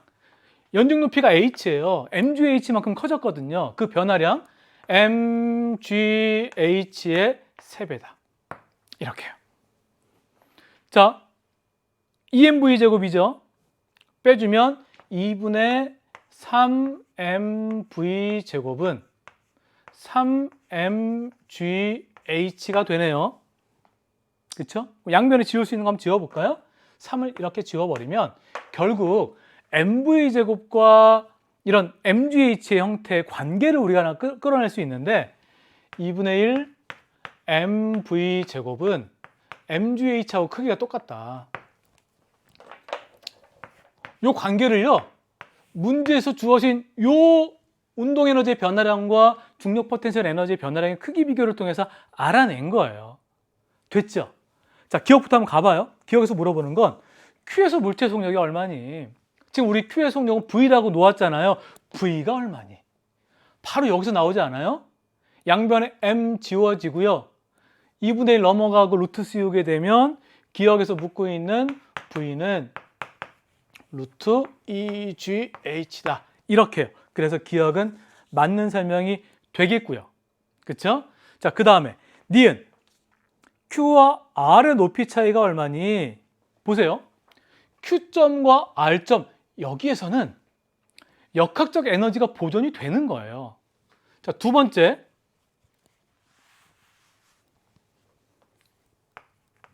Q점에서 R까지 여긴 역학적 에너지가 보존이 됩니다. 우리가 역학적 에너지 이야기하려면 중력 포텐셜 에너지를 얘기해야 되는데 기준을 정해야 되잖아요. 그래서 그림에서 여기를 기준으로 한번 정해 볼게요. 여기 기준이다. 그렇기 때문에 아까 여기에서 중력 포텐셜 에너지가 MGH가 되는 것이고, 그렇죠? 지금 문제에서 물어보는 건 Q점과 요 R점 사이의 연중 높이가 H니 이거 묻고 있거든요. 역학적 에너지가 보존됩니다. 역학적 에너지가 보존된다는 것은 이 관계가 형성이 된다는 거잖아요. 감소한 운동 에너지는 바로 증가한 중력 포텐셜 에너지하고 크기가 똑같아야지만 역학적 에너지가 보존되는 거예요. 자, 2분의 1 mv 제곱이었는데요. 정지했습니다. 얼마큼 변했냐면요. 2분의 1 mv 제곱만큼 감소했어요. 이만큼 증가해야 돼요. 증가한 중력 포텐셜 에너지 M, G 이거 묻고 있거든요. 얼만큼 차이가 나니? 그런데 우리가 조금 전에 확인했잖아요. 2분의 1 mv 제곱은 mgh하고 똑같다. 그래서 요 x에 들어가는 것이 h가 되는 거예요. 그림으로 표현해 보면 그림을 보세요. Q점과 여기요 R점의 연중 높이가 바로 h가 된다고요. 됐나요? 그래서 니은이 맞습니다. 디귿 갑시다. 물체가 P에서 Q까지 가는 동안 여기요 P에서 Q까지 가는 동안 물체의 역학적 에너지가 얼마큼 감소했니? 이거요. 자, 요 기준을 다시 한번 활용을 할 겁니다. 여길 기준이라고 이야기한다면 P점에서 역학적 에너지는 운동 에너지밖에 없어요. 봐요. 운동 에너지가 곧 역학적 에너지인데 2분의 1 m v제곱 2v제곱 이렇게 되니까요. 2mv제곱이 역학적 에너지였어요. 자, 그런데 Q점을 통과할 때는 운동 에너지도 있고 중력 포텐셜 에너지도 있습니다. 운동 에너지는 이때 속력이 V니까요. 여기를 지우고 한번 생각해 볼까요? 운동 에너지는 2분의 1 mv제곱. 중력 포텐셜 에너지는 mgh. 여기가 기준이니까 h 높이만큼. 이 두 개 더한 게 역학적 에너지입니다. 여기 역학적 에너지가 2mv제곱. 그런데 디귿에서 물어보는 건 mgh의 형태로 물어봤어요. 그러니까 우리가 조금 전에 2분의 1 mv제곱은 mgh다 이렇게 이야기했잖아요. 그러니까 두 개 더하면 얼마예요? 역학적 에너지는 Q점에서는 2mgh가 되고요. 그쵸? 여기에서는 2mv제곱을 mgh 형태로 표현하면 2분의 1 mv제곱이 mgh니까 이것은 4mgh가 된다. 그러면 4mgh였는데 마찰을 통해서 역학적 에너지가 감소했고요. 2mgh가 된 거예요. 얼만큼? 2mgh만큼 감소한 거죠. 그래서 디귿에서 묻고 있는 것이 맞는 이야기가 되는 거예요. 기억니은 디귿 다 맞네요. 정답이 5번이 되겠습니다. 이것은 차근차근 가는 거예요. 그러니까 역학적 에너지를 이야기할 때는 기준을 하나 정해놓으면 좋아요. 여기 기준 이렇게 잡아두고 속력에 대한 것 정보 나왔으니까 그것들을 이렇게 적용해 보고 그 다음에 운동 에너지의 변화량, 중력 포텐셜 에너지의 변화량 그 관계를 식으로 놓아보고 그 다음에 에너지가 보존되는 과정에서는 감소한 에너지만큼 증가한다. 이런 식으로 문제를 풀어가면 충분히 문제를 풀었을 것이라 생각하고 그렇게 연습을 앞으로 하셔야 됩니다. 자, 마지막 20번 문제 갑시다. 20번 문제도 꽤 까다로웠는데요. 세 물체가 함께 움직이다가 실이 끊어진 거예요. 끊어지는 상황에서 문제에서 요구한 걸 잘 봐요. A, B, C가 함께 움직입니다. 그때 빠르기가 V예요. 일정한 속력으로 움직이다가 줄이 끊어졌어요. 그쵸? 여기 줄이 딱 끊어진 거야. 그랬더니 A가 P점부터 출발해서 여기서 끊어져서 얼만큼 올라갈 동안 같은 시간 동안에 B하고 C는 D만큼 내려왔다는 거예요. 각각 등가속도 운동을 했겠죠. 일정한 힘을 받을 테니까. 그때 이 D가 얼마야? 이걸 묻는 문제입니다. 굉장히 새로운 형태 같지만 사실은 우리가 많이 연습을 했던 거예요. 수능 특강과 수능 완성, 수능 개념에서. 잘 봐요. 지금 줄이 끊어진 상황에서 A도 등가속도 운동, B와 C는 한 물체처럼 등가속도 운동을 할 거예요. 그러니까 등가속도 운동을 하는 과정에서 D, 얼마큼 움직였니? 이걸 물어보는 거라고요. 그러면 일단 결론부터 잘 가져가요. 등가속도 운동에서 이동한 거리는 두 번째씩 있죠. 등가속도 운동의 두 번째씩. V0t 플러스 2분의 1 AT 제곱. 여기서 물어보는 게 이 S라고요. 그쵸? 그러니까 실이 끊어진 순간부터 A가 멈출 때까지. 그러니까 멈출 때까지요. 그때 시간에 대한 정보를 일단 A를 통해서 한번 구해보고 같은 시간 동안에 B하고 C가 D만큼 갔으니까요. 그 시간을 여기에 넣어보고요. 그 다음에 줄이 끊어지는 순간의 속력 V0는 V라고 문제에 나와 있으니까 우리는 이 정보는 알아요. V, T는 구할 거야. A를 통해서 구할 거야. 그치? A를 통해서 구하고 이것도 마찬가지 T. 그러면 이 가속도만 한번 구해보면 되겠다. 그쵸? B와 C가 함께 움직이는 과정에서의 가속도를 한번 구해보자 라는 것입니다. 그러면 첫 번째 상황부터 한번 가볼게요. 봐요. 첫 번째 빗면 상황입니다. 여기와 여기는 기울어진 정도가 달라 보여요. 그쵸? 이때 A, B, C가 한 물체처럼 움직이는데 일정한 속력으로 갑니다. 그러면 각각이 받는 R자임도 0이고요. 한 물체라고 생각했을 때 받는 R자임도 0이에요. 맞아요? 한 물체라고 생각하는 순간 여기 걸리는 장력의 크기는 생각하지 않아도 된다라고 말씀드렸죠. 마찰 없으니까요. 지금 A는 요 아래 방향으로 힘받을 거고 B도 요 빗면 아래 방향으로 힘받을 거고 C도 이렇게 힘받을 거예요. 이 세 가지를 더하면 얼마요? 세 개를 더하면 0이다. 맞아요? 하나씩 한번 놔보자고요. 지금 A하고 B는 동일한 빗면에 있습니다. 빗면에서 물체가 이렇게 받는 힘은 제가 누누이 강조했지만 mg sin 세타예요. 그러니까 질량에 비례한단 말이에요. 그러니까 이 B가 이 아래 방향으로 받는 힘을 F라고 가정하면, F라고 두면 이렇게요. 그러면 A가 이 아래쪽으로 받는 힘은 질량이 비례하니까 EF가 된다. 괜찮아요?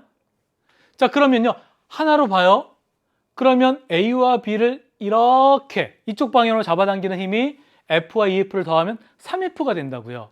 그런데 R자임이 0이에요.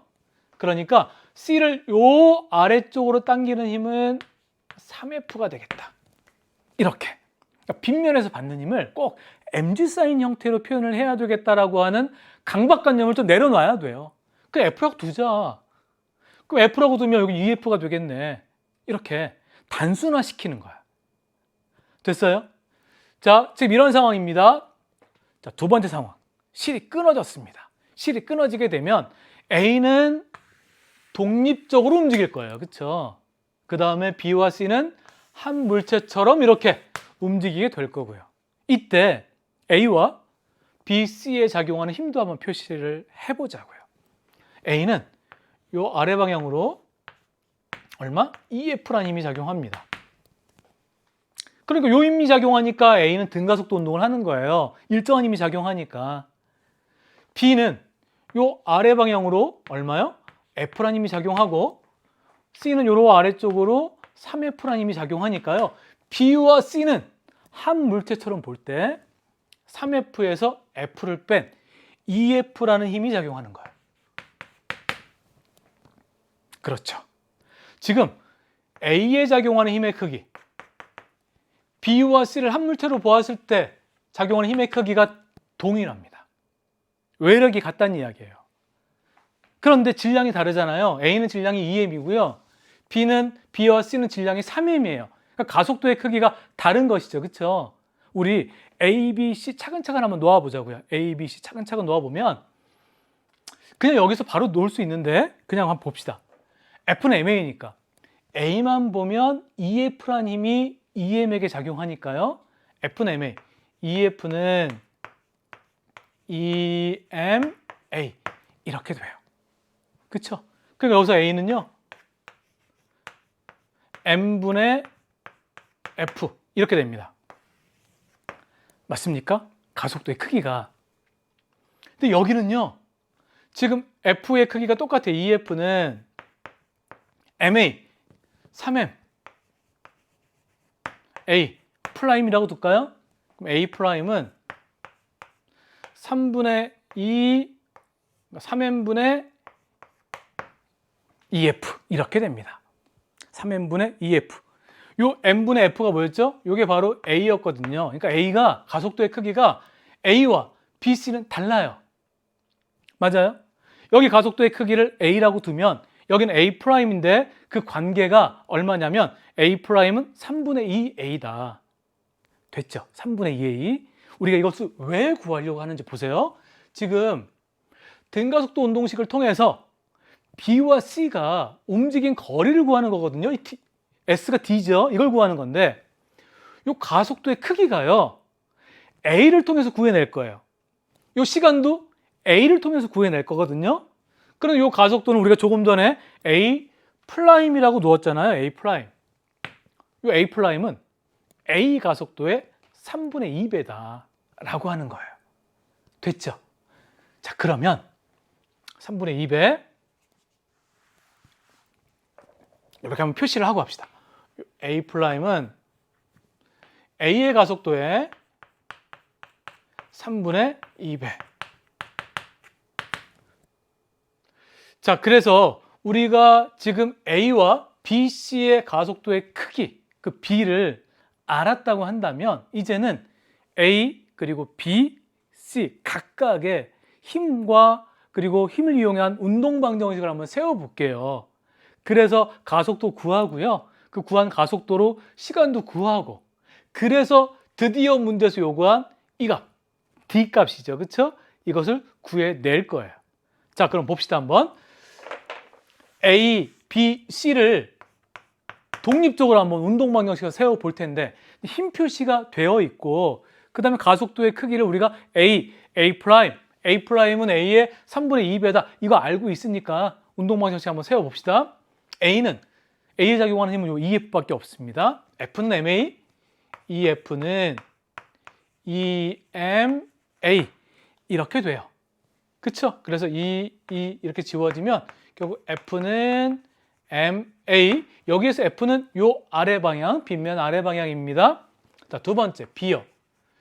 자, 문제에서요, 실이 끊어진 이후에 실이 B를 당기는 장력에 대해서 언급이 되어 있습니다. 그것이 얼마냐면 6분의 5mg예요.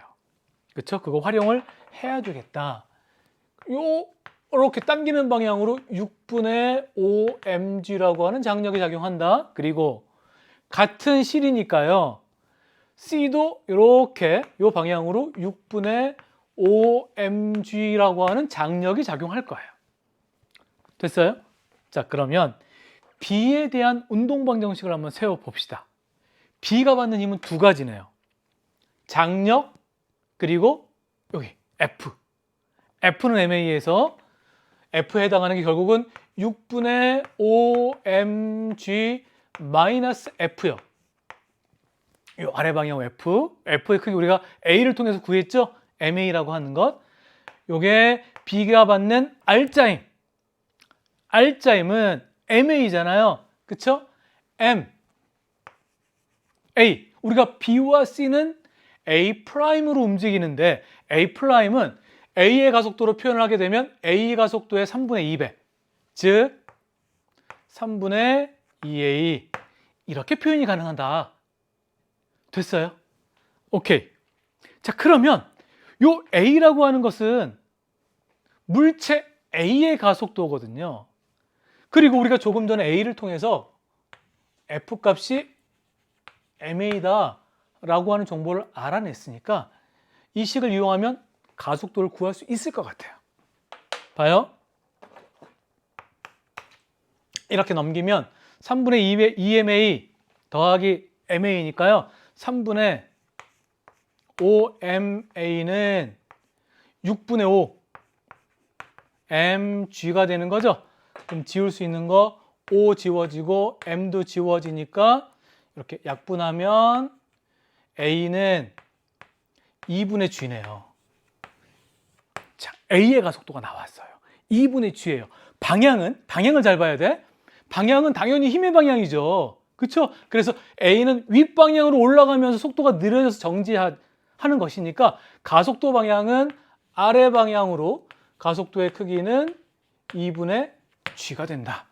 그렇죠? 운동 방향을 플러스하면 반대 방향이니까 부호까지 이야기하면 마이너스 2분의 G 이렇게 표현할 수가 있겠다. 됐어요? 좋아요. 그 다음에 C도 한번 이야기해 볼까요? C는 C의 운동 방정식을 한번 이야기해 보면 C는 3F 마이너스 여기요 6분의 5mg 이것이 C가 받는 R자임이고요. MA 질량은 2M 그쵸? A는 물체 A의 가속도의 3분의 2배 3분의 2A 이렇게요. 여기도 마찬가지로 요 F 자리에 MA가 들어가면서 이 식을 통해서도 가속도를 구해낼 수 있을 것 같아요. 됐습니까? 지금 A, B, C의 각각을 독립적으로 보고요. 작용하는 힘들 통해서 R자임, F는 MA라고 하는 운동 방정식을 세운 거예요. 됐죠? 자, 이것을 통해서 우리가 아는 건 지금 A의 가속도를 구해냈고요. 그 다음에 B와 C의 가속도는 A 가속도의 3분의 2배니까요. 보세요. 여기 2분의 G. 2분의 G의 3분의 2배. 이것이 바로 누구? 바로 B와 C의 가속도다. 그럼 이렇게 지워지니까 얼마요? 3분의 G가 되겠네요. 이거 어디다 쓰려고요? 여기다 넣어야죠. 그렇죠? 3분의 G. 여기다 넣어서 우리가 궁극적으로 구하고 싶은 요 S. 문제에선 D. 그 값을 구해낼 거예요. 뭐만 구하면 돼요? 시간에 대한 정보. 어디서? A를 통해서. 그렇죠? 보세요. 여기를 싹 지우고 A만 한번 보자고요. A는 지금 줄이 끊어지는 순간 그때 빠르기는 V였어요. 그러다가 얼마가 됐냐면 속도가 0이 됐습니다. 정지요. 0. 그쵸? 가속도의 크기 얼마? 가속도는 운동 반대 방향으로 마이너스 2분의 G. 이 크기예요. 이걸 통해서 멈출 때까지의 시간을 한번 구해보자고요. 그 시간만큼 B와 C가 운동한 것이거든. 됐죠? 자, A. 등가속도 운동의 첫 번째 식을 한번 사용해 볼 겁니다. V는 V0 플러스 AT요. V는 0입니다. V0는 처음에는 V였고요. 실이 끊어지는 순간 마이너스 이거 2분의 G죠. 곱하기 T 이렇게 되죠. 여기서 T를 구해낼 거예요. 여기서 T는 결국 G분의 2V가 되겠다. 그렇죠? G분의 2V라는 시간 동안에 A가 진행해서 멈추게 된 거예요. 그렇죠? 됐어요. 그러면 여기다가 이제 우리가 구하려고 하는 B와 C가 이동한 거리 D를 한번 구해 보자고요. 보세요. 자, 이 식을 통해서 구할 건데 지금 우리가 아는 정보는 시간은 g분의 2v 동안 가속도의 크기는 그쵸? a'이라고 했던 거죠? 아까 얼마냐면 3분의 g. 이 동안 처음 속도는 얼마? v. 이러한 조건으로 등가속도 운동 했을 때 그때 이동한 거리 그것이 d예요. 이걸 구해라 이겁니다. 보세요. d는 v0 v 곱하기 t g분의 2v 플러스 2분의 1 a요. 3분의 g t제곱 g제곱분의 4v제곱. 이거 한번 정리해 볼까요? 정리하면 여기는 g분의 2v제곱이 되고요. 여기는 지울 수 있는 게 g 이렇게 하나 약분이 되고 이렇게 약분하면 플러스 3g분의 2v제곱. 그쵸? 3g로 통분해 볼까요? 3g. 그러면 2는 6v제곱이 되겠네요. 두 개 더하면 3g분의 8v제곱. 정답이 그래서 3g분의 8v제곱 1번이 되겠습니다. 아, 어렵다, 그쵸? 다시 한번 짧은 시간 안에 한번 정리를 해보면 지금 ABC가 한 물체처럼 움직인단 말이에요. V란 속력으로. 그래서 이 상황에서 힘 표시를 한 거죠. R자 힘이 0이거든요. 그때 B가 받는 힘을 F라고 둔 거예요. 그러면 A가 받는 힘은 2F가 되고요. R자 힘이 0이 돼야 되니까 C가 받는 힘은 3F가 되겠죠. 그렇죠? 실이 끊어졌습니다. 끊어졌으면 이제 각각이 받는 힘들을 우리가 생각할 수 있다고요. 그리고 문제에서는 이 실에 작용하는 장력의 크기가 제시가 됐어요. 그래서 A, B, C, R자임 F는 MA라고 하는 운동방정식을 세워본 것이고요. 그 다음에 A 혼자 움직일 때, BC가 함께 움직일 때 가속도의 크기 비교를 했어요. 결국은 그 모든 과정이 문제에서 요구한 이 D를 구하기 위한 것인데 이 D라고 하는 것, 등가속도 운동식의 두 번째 식이죠. V0t 플러스 2분의 1 AT 제곱입니다. 여기서 V0라고 하는 것은 실이 끊어진 후에 바로 속력, V죠. T를 구하면 되고 2분의 1 A, 그렇죠? B와 C가 함께 움직일 때 가속도 T. 이 가속도는 A 가속도를 구한 다음에 그걸 통해서 구해냈고요. 이 T도 A가 멈출 동안이라고 하는 조건이 제시가 됐으니까 A가 멈출 동안의 시간을 구해내서 여기에 대입을 한 것이었어요. 그 과정이 우리가 쭉 전개한 복잡한 과정이었습니다. 아마 20번 문제 여러분들이 많이 어려웠을 텐데 이렇게 여러 물체가 함께 운동하는 상황에서 실이나 줄이 끊어지는 상황, 그 이후의 상황을 한번 예상하면서 식을 전개하는 것은 우리가 끊임없이 연습을 하셔야 됩니다. 비슷한 유형의 문제가 얼마든지 출제가 될 수 있거든요. 자, 이렇게 해서요 우리가 20문제 다 살펴보았습니다. 우리가 1번부터 20번까지 저하고 한 문제 한 문제 꼼꼼히 살펴본 이유는 딱 하나예요. 우리의 부족한 부분, 그것들이 채워져 나가는 거죠. 그래서 그 부분들이 점점 우리의 강점으로 바뀌기 시작할 때 수능에서 우리의 강점, 여러분들의 진정으로 목표하는 그러한 점수를 받을 수 있을 것이라고 생각을 합니다. 다시 한번 여러분들 오늘 하루 종일 시험 본 거 정말 수고 많이 했다라는 말씀을 드리고 앞으로 학교 일정이나 그 다음에 전국 단위 시험들이 계속 진행될 거예요. 그 과정 속에서 지치지 마시고 첫 마음을 간직하시고 마지막까지 힘을 내셔서 저와 함께 쭉 나아가게 되기를 바랍니다. 그러면 여러분들 고생하셨고 또 다른 강좌에서 만나도록 하겠습니다. 감사합니다.